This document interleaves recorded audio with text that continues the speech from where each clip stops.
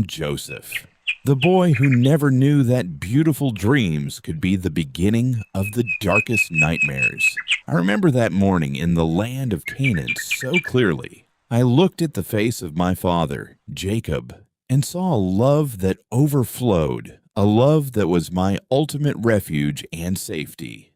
But at the very same time, that immense love was the invisible noose tightening around my neck without us ever knowing. My brothers, my own flesh and blood, watched us from afar. In their eyes, I didn't see brotherhood. I saw shadows of cold hatred and burning jealousy growing darker and heavier by the day. It all began with a vision.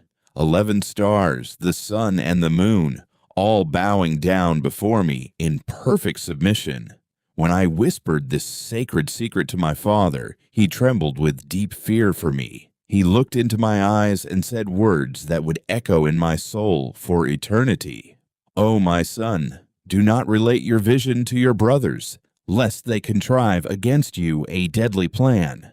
But the plot was already brewing in the dead of night. On that ill-fated day, they came to my father with pleading faces, putting on a mask of pure affection. They begged him to let me go out into the fields to play and enjoy myself. My father refused at first. His heart beat with a strange terror, as if he knew that savage wolves do not only roam the wilderness, but they insisted over and over until he finally agreed. I ran out with them, laughing, truly believing I was in hands that would protect me. But as soon as we moved away from my father's sight, deep into the dark, twisted thickets of the misty forest, the atmosphere shifted.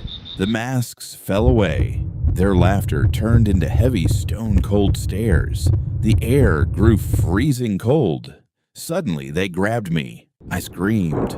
I called them by their names. I begged them.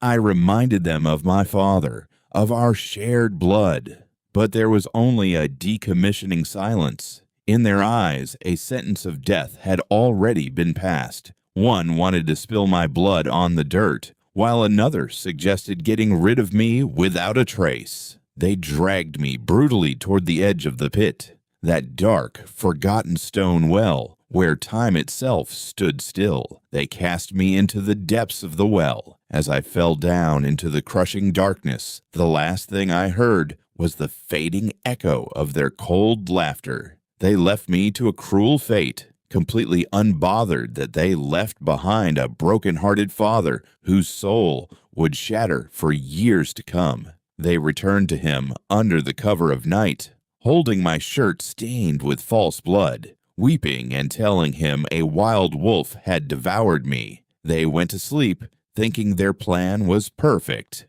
completely unaware that the real, dangerous wolves were living right under their own roof.